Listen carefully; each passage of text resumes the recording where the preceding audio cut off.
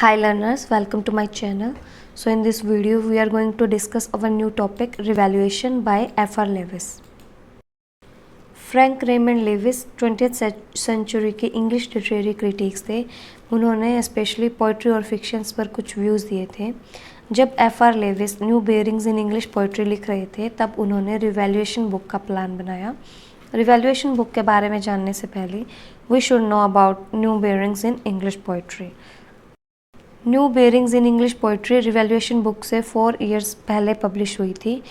Revaluation 1936 में publish हुई थी। New bearings in English poetry 1932 में पब्लिश हुई थी। New bearings in English poetry की बुक में F.R. लेविस ने विक्टोरियन पोइट और जॉर्जियन पोइट पर अटैक किया था।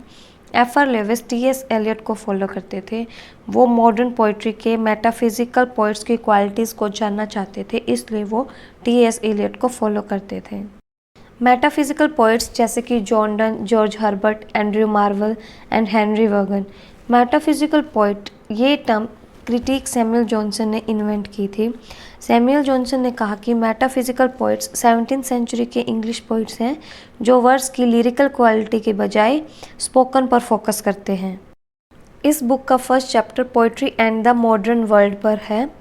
इस बुक में T.S. एलियट, एजरा पाउंड और हॉपकिंस पर अलग अलग चैप्टर्स हैं।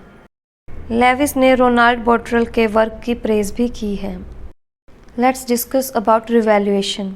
तो रिवैल्यूएशन बुक 1936 में पब्लिश हुई थी, जिसमें F.R. लेविस ने शेक्सपियर्स की पोइट्री से लेकर कीट की पोइट्री तक इंग्लिश पोइट्री में जो डेवलपमेंट हुई है उसको डिस्क्राइब किया था। रिवैल्यूएशन के इंट्रोडक्शन में लेविस ने बताया कि revaluation new bearings in English poetry के कंपेनियन में लिखी गई थी। New bearings in English poetry की बुक कंटेम्प्रेरी पोइट्री को डिस्क्राइब करती है।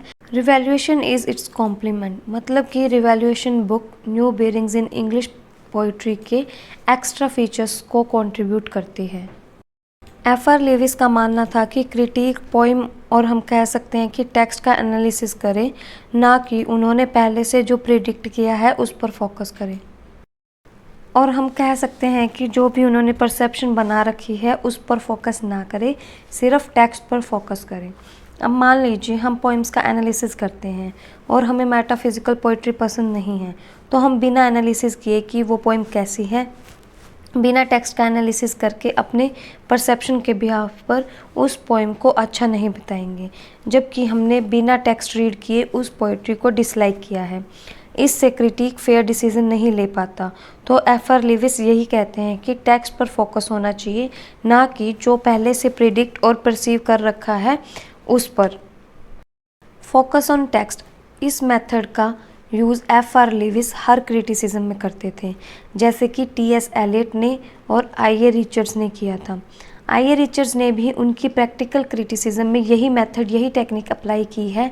उन्होंने कैम्ब्रिज के कुछ स्टूडेंट्स को 13 पोइम्स एनालिसिस के लिए दी थी, लेकिन उनको पोइम के बारे में कोई हिंट नहीं दिया कि पोइम का राइटर कौन है, पोइम का नाम क्या है, किस टाइम पीरियड में वो पोइम लिखी गई है, वगैरह वगैरह।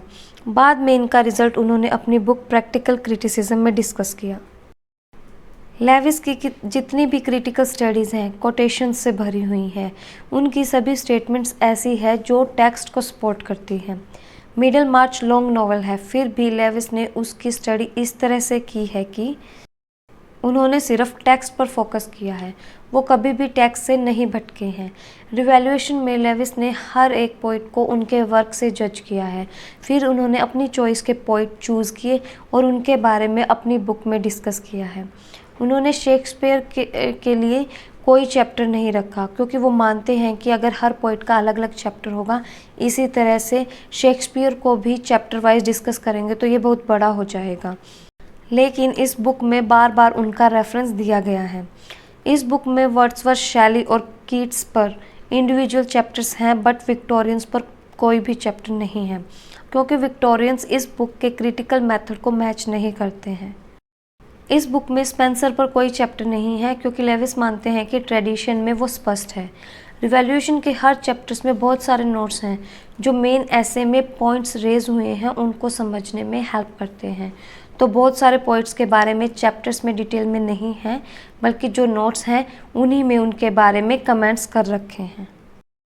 अब हम बात करते हैं द लाइन ऑफ विट की। रिवैल्यूएशन की बुक में द लाइन ऑफ विट एक चैप्टर है। इस चैप्टर में एफ.आर. लेविस ने मेटाफिजिकल पोइट्स को डिस्कस किया है। डन की पोइट्री के कैरेक्टरिस्टिक्स को ड्रामेटिक कैसे कहा गया है, एफ.आर. लेविस ने उसको डिस्कस किया है। For example, F. R.. लेविस कहते हैं कि डॉन की एक पोइम है सैटायर, वो ड्रामेटिक ब्लैंक वर्सेस के रीडर्स को याद करवाती है, जबकि डॉन ब्लैंक वर्स से अलग लिखते थे। लेविस ने आर्ग्यू किया कि पोप की क्वालिटीज़ मार्वल से रिलेट करती है। उन्होंने पोप और मार्वल का कंपेयर भी बताया है। लेविस के कंटेक्स्ट में टी.एस. एलियट का आइडिया डिसोसिएशन ऑफ सेंसिबिलिटी को भी रखा है। लेविस ने रिवैल्यूएशन के इंट्रोडक्शन के एंड में क्रिटिक का क्या फंक्शन होना चाहिए इस कंसेप्ट को डिस्क्राइब किया है। लेविस ने क्रिटिसिज्म के बारे में कहा कि criticism is the profitable discussion of literature. उन्होंने कोलैबोरेशन की इम्पोर्टेंस पर भी स्ट्रेस दिया है। That's all for today. Like, subscribe and share my channel. Stay tuned for more videos. Bye bye.